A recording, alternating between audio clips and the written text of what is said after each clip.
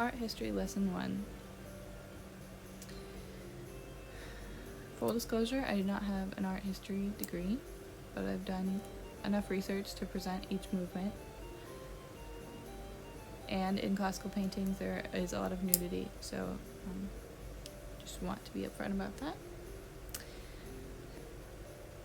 I'm going to talk about each movement and hopefully give you an idea of what each movement was about and a little bit of historical context. The Renaissance was from 1400 to 1600, roughly.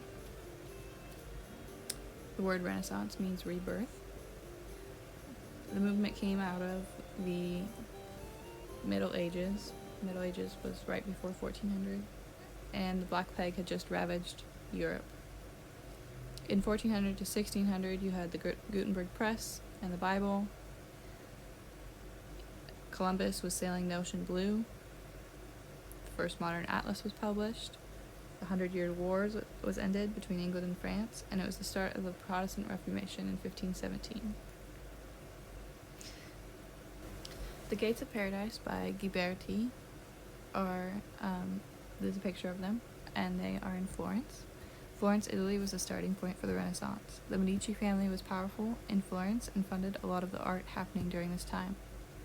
Then came the High Renaissance, which was later in this period, when Rome replaced Florence as the epicenter. The Renaissance was defined by humanism, which is a philosophy that emphasizes the human ability to act rather than solely rely on God. During this period, there were many scientific discoveries, new art forms, and state-funded exploration of the world.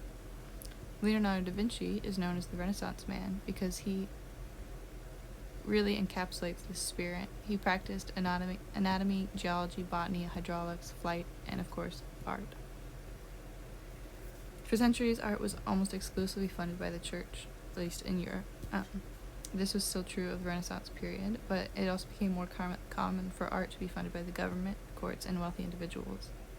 So mixed in with spiritual themes in art, common subjects were mixed in, like marriage, birth, and everyday subjects.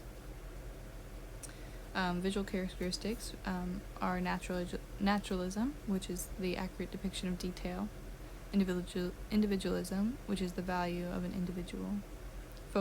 They had a lot of focus on perspective. It was they painted deeper and had more complex perspective in their paintings. They had complex formal arrangements, so they'd have a lot of things going on that were arranged beautifully.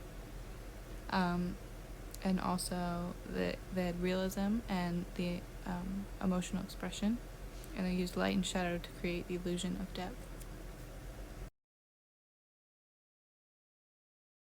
In conclusion, the Renaissance was a period where men were focused on science and expansion and exploration. Artists were painting things for the church, they were painting things for patrons, they were painting things for the government, and they were focused on realism and expressing emotion and just depth, and they have a lot of complex arrangements, and they were using a lot more perspective than artists had before them. And another defining factor of the Renaissance would also be its location of Italy and Florence, and then moving into Rome. Mannerism overlapped the Renaissance. It was also focused in Florence and Rome. The Renaissance had introduced formal complexity and idealized beauty, where all the figures were very perfect in their form. The Mannerists they took that and they dropped the heaviness of the Renaissance, and they focused on style and technique. In this painting, you can see how all of the figures are very elongated, and they just added tons and tons of color. The poses are kind of contrived. If you look at each individual, the way that they stand is very odd, and it's perhaps not lifelike, or maybe their legs are too long or their heads are too turned a certain way. That was unnatural and kind of intense. Centuries after Mannerism, it was kind of looked down on as just the dying out of the Renaissance. But in the 20th century, critics kind of changed their tune and said that it was elegant and polished. Visual characteristics of this movement are the exaggerated muscles and poses and the way they use space, where things are kind of odd, a little bit off. Also the bright unnatural colors, like in this painting.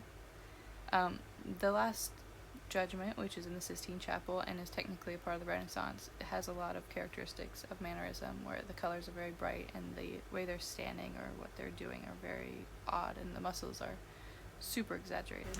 In conclusion, mannerism is a lot like the Renaissance and is kind of over the same period, and that's why I didn't add any other historical context. If you're looking at a mannerism painting, I would say the biggest clues are the color and the form of the figures, the people. If you look at this painting, so many of them are super, super tall, and their necks are craned. They're very kind of unnatural. They're exaggerated. The Baroque period. If it isn't Baroque, don't fix it. From 1600 to 1750, roughly. For historical context, I have some facts for you.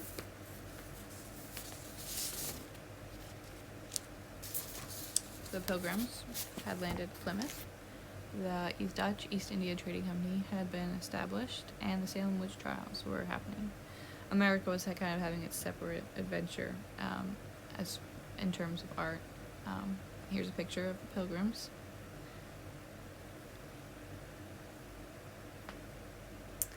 And here comes a picture of the East India Trading Company, taken from Pirates of the Caribbean. You're welcome. My favorite and most historical nonfiction in my life. And then also the Salem witch trials. The Baroque movement is known not only for its visual arts, but also its style of building and music. It covered Italy, Germany, and colonial South America. The underlying desire of Baroque was to evoke emotion and appeal to the senses. Here's Pieta, which is very famous, and many artists cover Pieta, which is Mary holding Jesus. But you can see how emotional it is and kind of dark compared to mannerism, which was so bright and vivid. This is what was next. This is the flight into Egypt. Imagine that's Mary and Joseph and Jesus.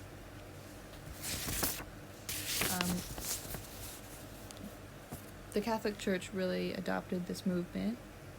Its appeal to emotion, and used it as propaganda in reaction against the Protestant Reformation. They wanted to reach people and bring them back into the church, the Catholic Church. Thus, Baroque art tended to be large and public,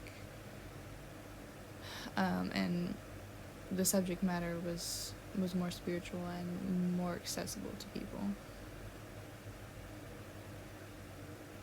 The decline of the Baroque movement kind of coincided with the decline of Italy, and then Rococo took over, which was championed by France as France became more powerful.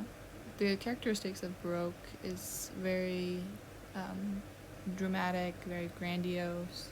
It's very sensuously, it's rich, it's very rich. There's a lot of movement. You can see in this picture there's a lot of movement, even though it's just some guys in a room. The way they use light and gesture.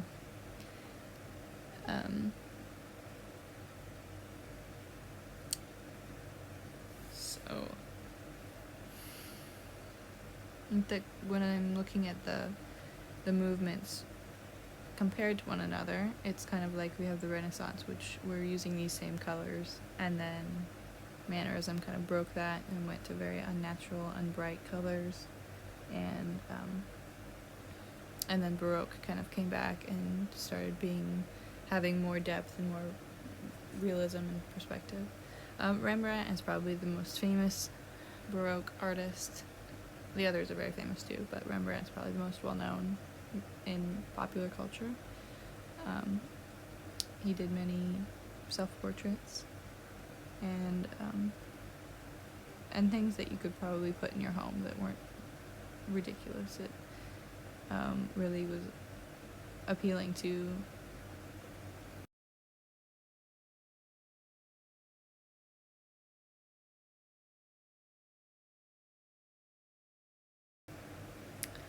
the Palace of Versailles was also a product of the Baroque period. It is in Versailles, in France, and I'm including a lot of pictures of this palace because the Rococo, which is the next movement, was in kind of a reaction against Versailles. And it's also very beautiful. And probably one of the most, it's just such a huge tourist site.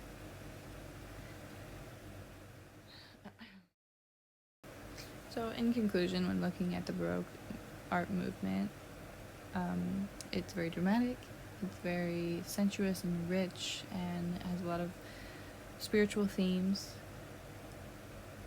I would say that the colors are usually darker and more lifelike, and there's usually a lot of contrast between light and dark.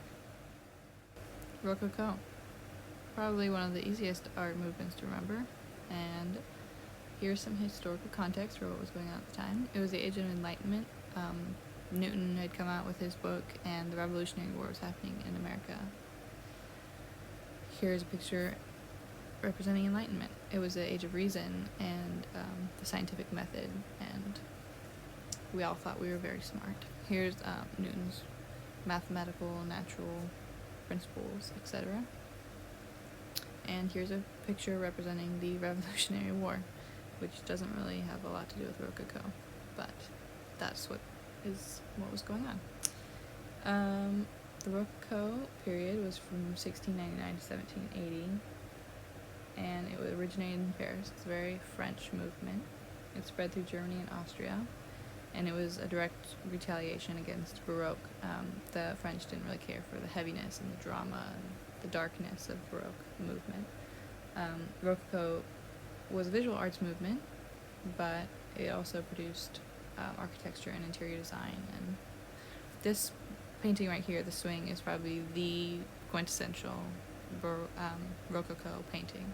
If you Google Rococo right now, this is what will come up.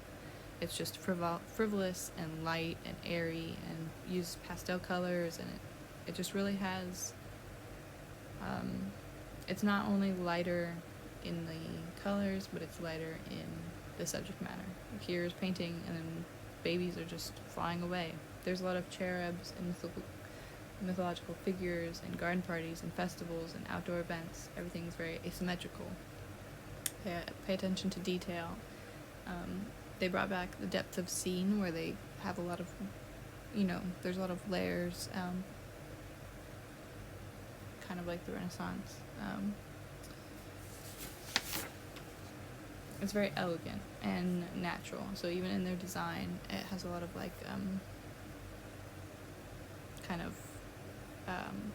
what's the word I'm looking for? Like leaves and very natural curving forms. This palace, it's not even a palace, it's like a hunting lodge on somebody else's palace in Germany, but it's very quintessential Rococo interior design, and it's kind of in comparison if you scroll back to what they did at Versailles, where this is just so light and dreamy and just like nonsense. Versailles had like these huge dark paintings and heavy gold. So in conclusion, even if you forget all the Rococo names because they're in French and they're hard to pronounce, it's very easy to remember, to identify a Rococo painting just because of the colors and the light and how frivolous and fun they are. The subject matter isn't as deep, but I really personally like the Rococo style. It's very whimsical almost.